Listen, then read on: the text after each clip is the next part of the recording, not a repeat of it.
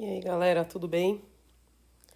Eu vou mostrar pra vocês hoje uma arte que eu fiz, que eu acabei de postar, eu já postei, né? Mas eu vou explicar um pouquinho como é que eu fiz, né? Aqui narrando em cima do vídeo. Eu vou passar essa parte aqui porque eu fiz uns outros desenhos no mesmo arquivo e aí. Lá. Aí, boa. Então, aqui é o comecinho, né? Eu tô bem construindo, né, as primeiras grandes formas, então tentando ir bem no gesture mesmo, bem solto, né, para pegar bem o movimento do corpo, né, a torção do tórax com relação à cabeça, né. Então, vou soltar aqui, ó,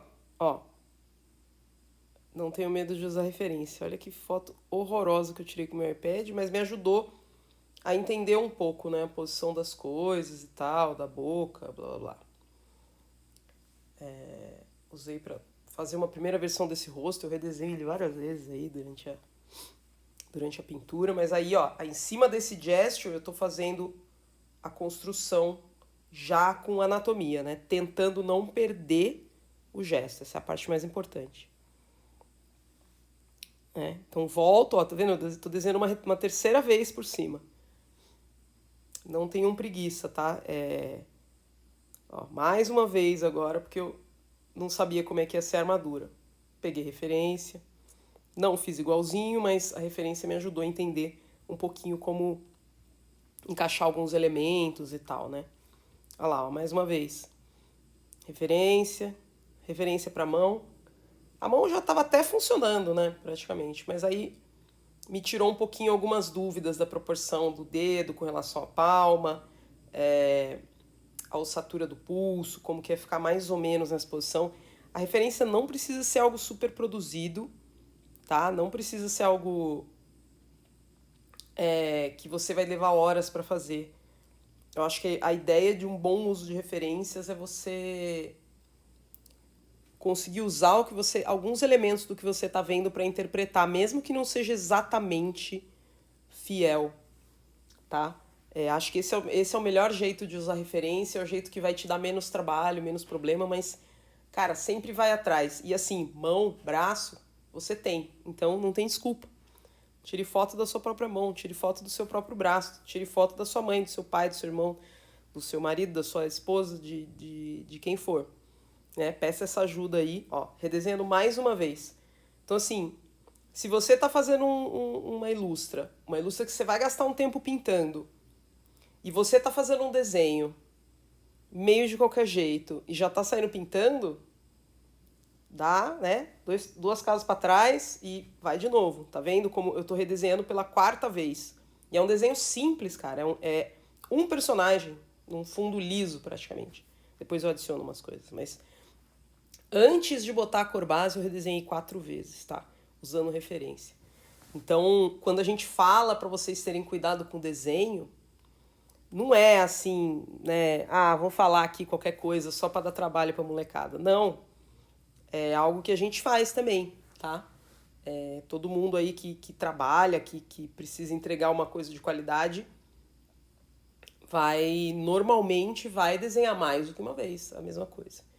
E em cada desenhada, né, quando você põe a camada fraquinha e vem desenha por cima, você vai estar pensando em alguma coisa nova, você vai manter a qualidade da linha anterior e trazer alguma informação nova, né, em cada melhoria dessa que você dá, tá?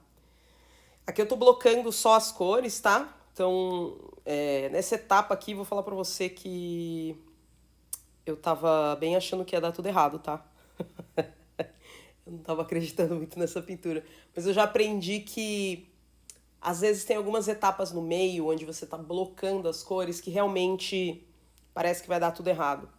E você tem que ter uma certa confiança de bloca tudo, vai dormir, volta no dia seguinte, olha aquele blocking, você vai ver que tudo vai parecer mais claro, né, na sua cabeça. Então, né, soltei aqui de novo. Coloquei meio como se fosse um facho de luz ali, né, para não ter iluminação homogênea nela inteira. Então a iluminação tá meio focada no rosto, uma parte do peito, pega ali um faixinho na saia, né? Bem de leve, ó, mais referência, tá vendo? Falei, pô, vou fazer, como é que eu vou fazer esse... Que é tipo meio um mind flail muito louco, que fica na cabeça dela ali. E eu dou uma brigada ali pra achar uma solução legal, tá? E acertar principalmente a perspectiva desse monstro que tá grudado na cabeça dela, né? E aí comecei a brigar também com a armadura, né, cara? Eu não sou uma pessoa boa de material. Eu tenho um defeito grave que é eu não gosto de fazer estudo de foto, sabe? Que a galera faz e que a pessoa fica boa depois e aprende. Pois é, eu tenho um problema que eu não gosto de fazer, não é prazeroso pra mim. Então eu evito fazer. Não deveria. O certo é fazer. Se você tá ouvindo esse vídeo, faça, por favor. Faça estudos. Ah, vou ter que pintar um negócio de armadura. Cara, pinta, faz uma cópia de umas 2, 3 fotos, um estudinho, olhando, prestando atenção. Não só uma cópia cega, sabe? Uma cópia consciente mesmo. Então eu sofri um pouquinho e no meio eu achei que não ia dar, mas aí deu. Aí eu, cara, parei, fiz a base e depois fiz o que seriam esses elementos em relevo. Eu fiz uma outra camada. Eu uso bem poucas camadas.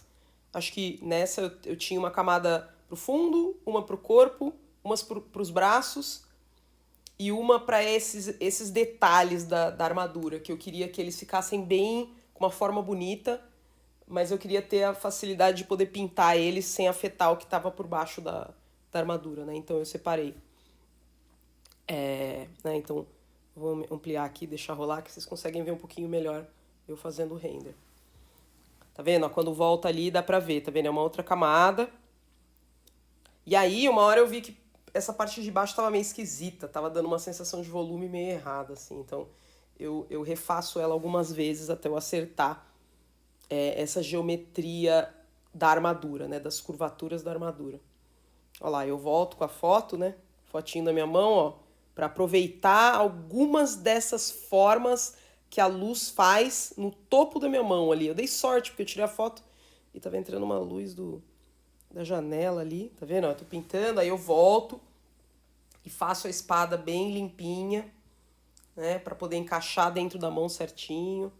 Me esforço para colocar na perspectiva, né? Aí eu volto na outra mão para pegar alguma coisa da informação da foto que eu tirei, né? E aí volto para pintar. Onde será que eu tô pintando aqui? Aqui, ó, tô no braço, tô nesse braço aqui, né? Ó, arrumei a proporção, o braço tá muito comprido, tô pintando aqui essa estrelinha agora. Vem com cuidado, né? Ó, aí, pô, a armadura tá toda mole amassada, né? Vamos arrumar. Aí eu arrumo ela pra dar o shape, a forma, o volume correto, né, da armadura, considerando que tem uma luz que tá vindo de frente, né? Tá vindo do observador. E ela daria esse reflexo naquela parte mais alta da armadura, do peito da armadura. Então eu corrigi isso por baixo. E arrumei algumas partes da armadura que estava meio mal explicado, né? Mal definido. E vim com calma, vim pedacinho por pedacinho fazendo ali, né? Colocando mais detalhes. Tentando usar, né? Então, se eu tenho um metal, ele está refletindo tudo que está em volta. Então, eu tenho que usar a cor do fundo. Eu tenho que usar a cor da luz, dessa luz que está vindo do observador. Eu tenho que usar um pouquinho da cor da pele dela, do vermelho da saia, dessa cor dessa blusa que ela está usando, do próprio meio que cinza azul da armadura.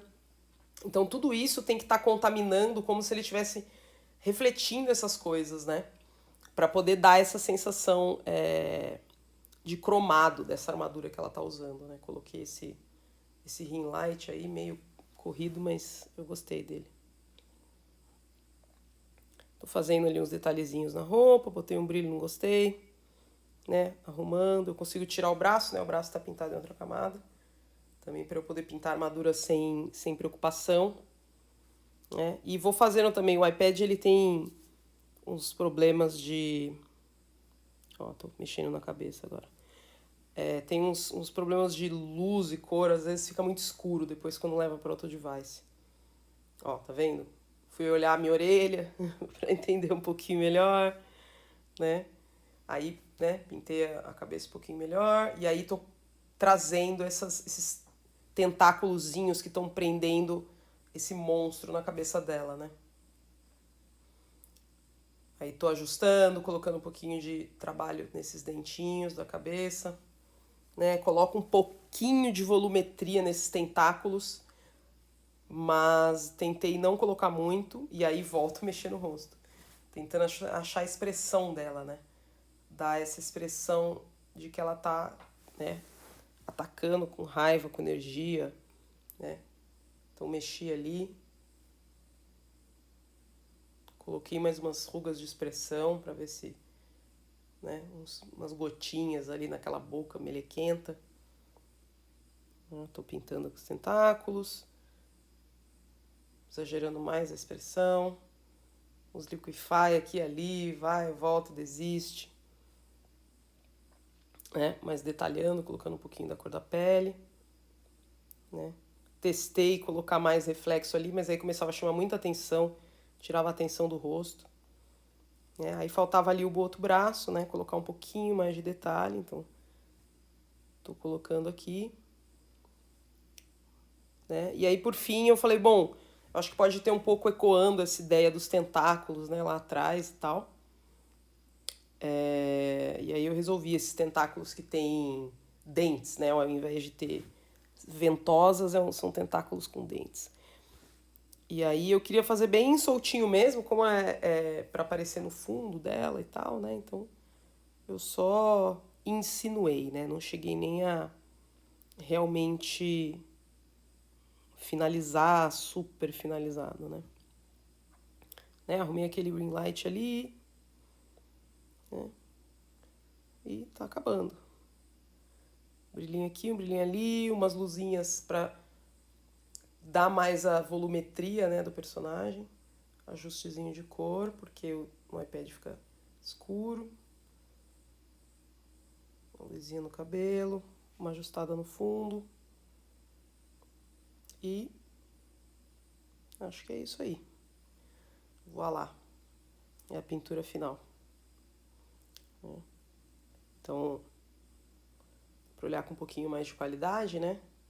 Os detalhes, eu usei basicamente durante a pintura inteira, eu usei, ó, as camadas, vamos ver, né? Então, a gente tem algumas camadas de referência, uma camada de ajuste de cor aqui que eu tinha testado no computador. Eu guardei o desenho, referência. Aí eu tenho o braço. Eu tenho só esse ring light separadinho. Tenho a espada. Essas melequinhas acabaram ficando nessa outra camada. Não cheguei a juntar, mas eu costumo ir juntando. Né? Mais melequinha. E aí a boneca inteira, praticamente. E o fundo. Né? É isso. E aí o pincel que eu uso mais, assim, é esse aqui. Line, não. Tinta. Caneta de estúdio. Cara, é um pincel duro, normal, simplão. Então, nessa pintura, esse foi o que eu mais usei, tá? E aí usei um pouquinho de smudge com guache, que é o meu smudge favorito. Um pouquinho de smudge com guache. E de vez em quando eu uso o airbrush, tá? Que é esse airbrush aqui. E às vezes eu uso o egg, que é tipo esse pincel aqui, tá? Mas eu usei pouco ele nessa. Nessa eu usei mesmo foi a tal caneta de estúdio, que é um pincel durinho que eu vim construindo, tá vendo? Cada uma dessas formas na mão, tá vendo? Olha aqui, ó. Tá vendo como tá bem durinho as luzes? E é legal porque te força a criar em cada forminha da luz, cada pincelada, a forma tem que ser interessante. Que você consegue, às vezes, disfarçar isso usando muito pincel suave. Então, eu acho que é um exercício interessante trabalhar com os dois. De vez em quando você testa fazer uma pintura só com pincel duro, pode ser um estudo, né? Pega uma foto, uma referência e tal. E tenta pintar também um dia com o airbrush, usando bastante o airbrush, indo bem do geral, apertando até o detalhe. Eu acho que esses dois extremos, eles vão te dar muita ferramenta para depois você saber, né, como funcionam essas duas, o que elas têm de qualidade. Para mim, o lance de usar o pincel duro faz você pensar nas formas da luz e deixa a cor mais limpa, né? Porque ela não tem essa mistura natural do aerógrafo. Então, assim, as cores ficam muito limpas. Porque você tem que conscientemente escolher todas as cores de transição. Então, imagina que tem a cor da pele, tem a cor da sombra, e ali no meio, no Terminator, acontece alguma coisa de cor. Se você estivesse fazendo com airbrush, por exemplo, ou ele ia formar uma cor aleatória, ou depois você ia vir com um vermelho e ia tentar dar um color, um hard light ali, você ia tentar dar uma trucagem.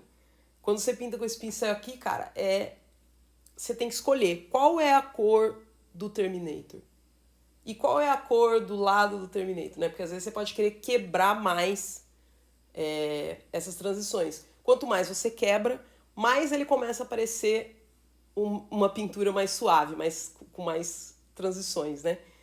E quanto mais é cortado, mais fica com cara de anime, né? Fica com essa outra cara, com essa outra estética.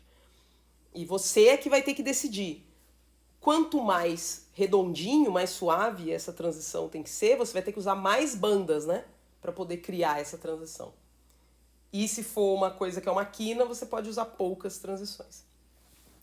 Então, também é um exercício legal. Eu recomendo a todo mundo vai fazer estudo.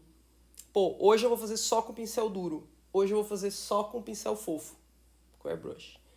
Acho que tem bastante coisa para aprender fazendo esses extremos aí. E é isso. É isso. Espero que tenha ajudado aí essa explicação. Um beijo para todos. Até mais.